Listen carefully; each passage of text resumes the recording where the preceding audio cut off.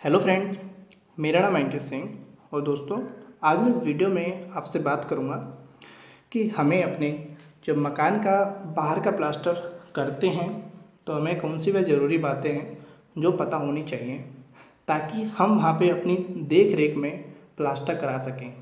और जैसे कि आपको पता है कि कहीं कहीं आपने देखा होगा कि बाहर का प्लास्टर कर रहे हैं आप, कुछ समय के बाद वहाँ पे दीवारों में क्रैक देखने को मिलती है, या कह सकते हैं कि हमें वहाँ पे जो दीवार पर प्लास्टर करा है वो छुट के गिरने लगता है। मकान में प्लास्टर करने के बाद फिनिशिंग तौर पे ही हमारा प्लास्टर छूटने लगता है। तो उसके क्या कारण हैं, साइड पर अक्सर क्या गलती करती है लेबर मिस्त्री, जो कि हमें ये चीज़ नोटिस करके करने नहीं देना है।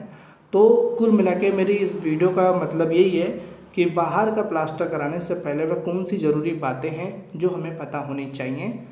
ठीक है, चाहे वो आप एक मकान मालिक हैं या कोई भी सुपरवाइज़र टेक्निकल पर्सन है। ठीक है, तो हम अपनी वीडियो को स्टार्ट करते हैं टॉपिक को लेकर। तो सबसे पहले दोस्तों मैं आपको एक चीज़ बता देता हूँ कि मैं इस वीडियो को प्रोसीजर वाइज लेके चलूँगा कि हमें अगर अब बाहर का प्लास्टर करना है तो क्या चीज़ पहले देखनी होती है, क्या क्या चीज़ उसके बाद हमें करनी होती है, वो मैं बताऊँगा। तो आपसे छोटी सी रिक्वेस्ट है, प्लीज़ वीडियो को पूरा एंड तक देखना, क्योंकि आप ही के लिए फ़ायदा है। अगर आप देख लेते हैं तो आप अच्छी तरीके से नॉलेज गेन कर पाएंगे। ठीक है, तो सबसे पहले दोस्तों आपको एक चीज़ ध्यान देनी है कि जब आप अपने बाहर के प्लास्टर के स्टेज पर आते हैं तो हमारा पहला स्टेप ये रहता है कि जो भी हमारी दीवार है, या दीवार एग्जाम्पल के तौर पे दीवार मान लीजिए कि बाहर की दीवार है, तो वहाँ पे आपको उसकी क्यूरिंग बहुत अच्छी तरीके से कर लेनी है। क्योंकि अगर क्यूरिंग आप अच्छी तरीके से करेंगे तभी हमारे प्लास्टर की बाउंडिंग अच्छी आएगी।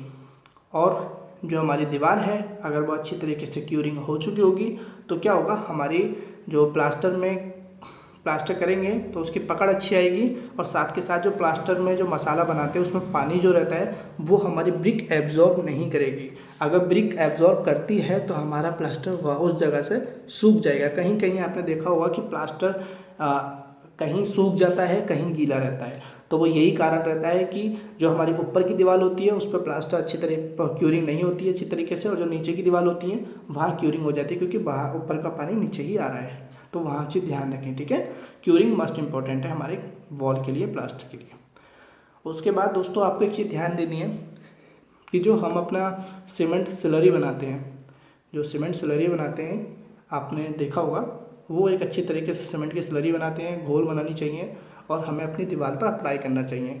अगर आप दीवार पर उसको अप्लाई करते हैं तो उसका मेन चीज़ यही होती है कि जो सीमेंट स्लरी हमारे प्लास्टर और दीवार के बीच में जो पकड़ रहती है उसको मजबूत कर देता है। ठीक है, तो ये चीज़ आप ध्यान रखें कि हमें यूज़ करनी है सीमेंट स्लरी। अब देखिए यहाँ पे अक्सर एक गलती क्या होती है, एक गलती ये होती है कि जो हमारे लेबर मिस्त्री होते हैं, उससे पहले मैं आपको बताऊँगा कि हमें अपने प्लास्टर के मोटार के लिए यानी कि मसाले के लिए कितना रेशो रखना होता है बाहर के लिए। तो बाहर के प्लास्टर के लिए जो रेशो रखना होता है वो रखना होता है हमें 1:4 का। हमें अपने प्लास्टर के लिए 1:4 का रेशो रखना है। अब दोस्तों कुछ लोगों को नहीं पता था 1:4, तो 1:4 होता है हमारा 1:4 होता है हमारा 1 पार्ट सीमेंट और 4 पार्ट होता है हमारा सैंड यानी कि रेत। अब देखिए कुछ लोग यहाँ कंफ्यूज होते हैं कि हम अपने प्लास्टर के लिए कौन सी रेत यूज़ करें, नदी की रेत यूज़ करें यानी कि रिवर सैंड, या क्रैशर वाली सैंड यूज़ करें। तो मैं सजेशन करूँगा कि आप क्रैशर वाली सैंड को यूज़ करें। अब कुछ लोग ये बोलते हैं कि मैंने इसके ऊपर एक बार वीडियो बनाई थी, तो वहाँ लोग क्या कहते हैं कि भाई हमारी फिनिशिंग अच्छी नहीं आ रही है, या आप कह रहे हैं कि हमारी फिनिशिंग अच्छी नहीं आएगी। तो उसके लिए एक उपाय है कि आप, जैसे मैंने बोला कि आप 4 परात रेत डालिए, तो उसमें आप 1 परात रिवर सैंड की डाल सकते हैं, 3 परात क्रैशर सैंड और 1 परात रिवर सैंड। उसको मिक्स करेंगे तो फिनिशिंग नहीं आएगी। रिवर सैंड आपको एक ही डालनी है, वरना ज़्यादा करेंगे तो उसमें जो मजबूती है वो नहीं आएगी।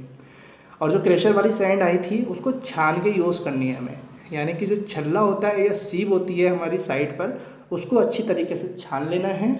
फिर उसके बाद हमें वो उससे रेशो बनाना है। ठीक है, उसकी पकड़ और उसकी मजबूती एज़ कम्पेयर टू जो आप रिवर सैंड का प्लास्टर करते हैं उससे ज़्यादा होती है मजबूती। ठीक है, तो ये चीज़ आप ध्यान रखें। अब देखिए साइड पे अक्सर क्या गलती होती है, गलती ये होती है कि जो लेबर मिस्त्री होती है वो चीज़ वहाँ पे आपको ये चीज़ देखनी है। ये अक्सर हर साइड की बात है जो गलती होती है। गलती ये है कि जितना हमें अपना मोटार बनाना है, जैसे मान लीजिए कि हम अपनी एक दीवार का प्लास्टर कर रहे हैं बाहर की, और जो लोग होते हैं, जो लेबर मिस्त्री होती है, लेबर क्या करती है कि वो इतना बना लेती है कि उन्हें शाम तक या दोपहर तक बनाने की ज़रूरत नहीं पड़ती, लंच तक बनाने की ज़रूरत नहीं पड़ती, या कह सकते हैं कि शाम तक बनाने की ज़रूरत नहीं पड़ती। कुछ लोग ऐसे भी होते हैं कि शाम तक का बना लेते हैं पहले, ठीक है। अब देखिए उससे हमें नुकसान क्या होगा। अभी जैसे मैंने आपसे बोला कि दीवार पर जो प्लास्टर छूटने लगता है, तो यहाँ पे वो गलती यहाँ होती है। मेन गलती यही होती है कि अभी कोई जो मिस्त्री है, 2 मिस्त्री हैं या 3 मिस्त्री हैं या 1 मिस्त्री है, उसकी जो क्षमता है वो इतनी क्षमता है कि 2 मिस्त्री हैं तो वो 2 कट्टे का मसाला या 1 कट्टे का मसाला लगा सकते हैं लंच से पहले या कुछ घंटों में। लेकिन वो बना लेते हैं 2-3 कट्टों का, 3 बैग का मसाला बना लेते हैं, ताकि उन्हें बनाने की बार बार ज़रूरत ना पड़े। और उसको वो क्या करते हैं कि जब वो सेट होने लगता है तो उसमें वो क्या करते हैं, पानी मिलाते हैं, फिर उसको उसमें फिर काट मारते हैं, फिर उसकी तरीके से उसको यूज़ करते हैं।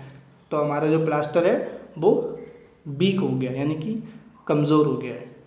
अब अगर हमारा, जैसे कि आपको पता होगा, हमारे जो सीमेंट है या मोटार की इनिशियल सेटिंग टाइम जो होती है, जो हमारा प्लास्टर सेट होने लगता है, सेट होने की फॉर्म में आने लगता है धीरे धीरे, तो वो मिनिमम आधे घंटे के बाद वो उसमें सेटपन आने लगता है, यानी कि वो जहाँ पड़ा है वो अपनी सेटिंग करने लगता है।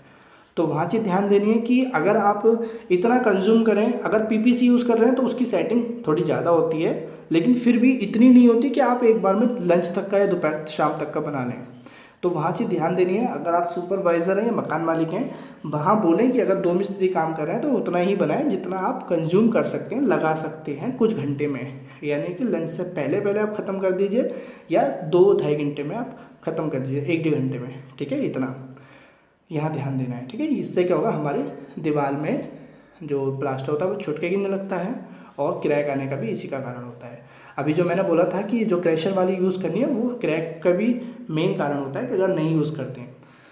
अब उसके बाद आपको एक चीज़ ये भी ध्यान देनी है कि जब हमने अपना रेशियो बना लिया, मोटार बना लिया, हमने मिक्सिंग भी सही तरीके से कर ली, अब आपको एक चीज़ ध्यान देनी है कि जो उसकी थिकनेस देनी है, हमें अपने प्लास्टर की जो बाहर की थिकनेस देनी है उस पर भी ध्यान देना है। वो थिकनेस कितनी देनी है, वो थिकनेस देनी है दोस्तों में 15 से 20 mm, यानी कि आप 15 mm से 20 mm तक की थिकनेस दे सकते हैं।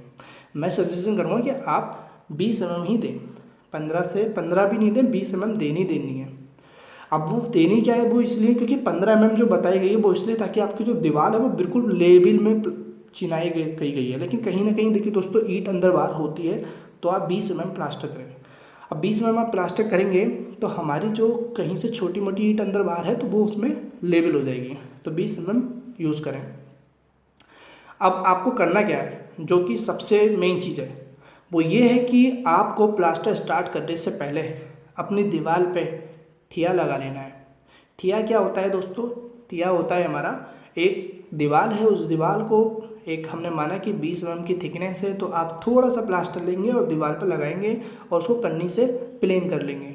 अब आपने थोड़ा सा प्लास्टर लगाया, कन्नी से आपने प्लेन कर लिया, वहाँ पे आप प्लम बॉब यानी कि जो साउल होता है, साउल को गिराएंगे जितनी हाइट तक या डेप्थ तक हमें प्लास्टर करना है, डेप्थ तक।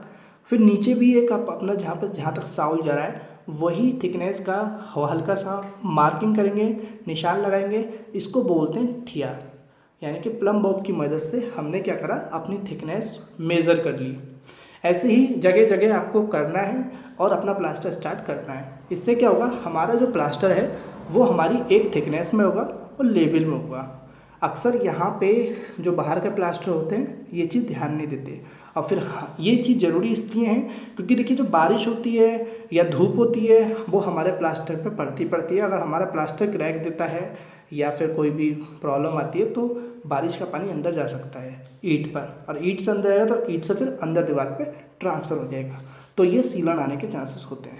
दोस्तों आपसे एक बात और कहूँगा कि अगर दोस्तों आप कर सकते हैं इस चीज़ को, तो आप प्लास्टर करते समय, अक्सर वैसे लोग ज़्यादा करते नहीं हैं, लेकिन आप इसको वैल्यू एडेड समझ लीजिए कि अगर कोई भी आप वाटर प्रूफिंग कंपाउंड यूज़ करते हैं अपने प्लास्टर का मसाला बनाने के लिए, तो वो बहुत बढ़िया है।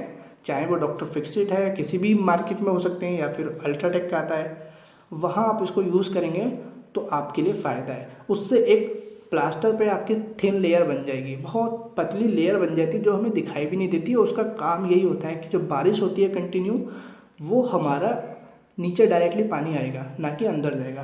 पेनिट्रेशन नहीं होगा, अंदर नहीं जाने का, वो नीचे पानी गिर जाएगा। ठीक है, तो ये चीज़ ध्यान देनी है। और दोस्तों ये सब होने के बाद आपको प्लास्टर की क्यूरिंग पे भी ध्यान देना है। प्लास्टर की क्यूरिंग तो पहले मैंने आपको बताई थी, लेकिन प्लास्टर के बाद क्यूरिंग भी आपको 10 से 12 दिन करनी है, ताकि हमारा जो प्लास्टर में पानी एब्जॉर्बेशन होती है वो अच्छी तरीके से पानी पी सके और हमारा जो इसकी मजबूती है वो आ सके। ठीक है, तो ये कुछ ज़रूरी बातें थी दोस्तों, जैसे कि आपको पता होनी चाहिए।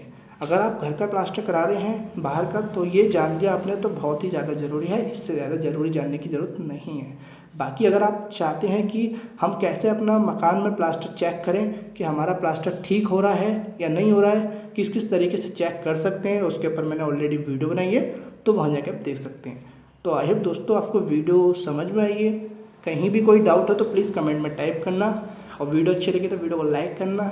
अभी तक आपने हमारे चैनल को सब्सक्राइब नहीं किया तो सब्सक्राइब भी करना। Thanks for watching video. मिलते हैं अपनी नेक्स्ट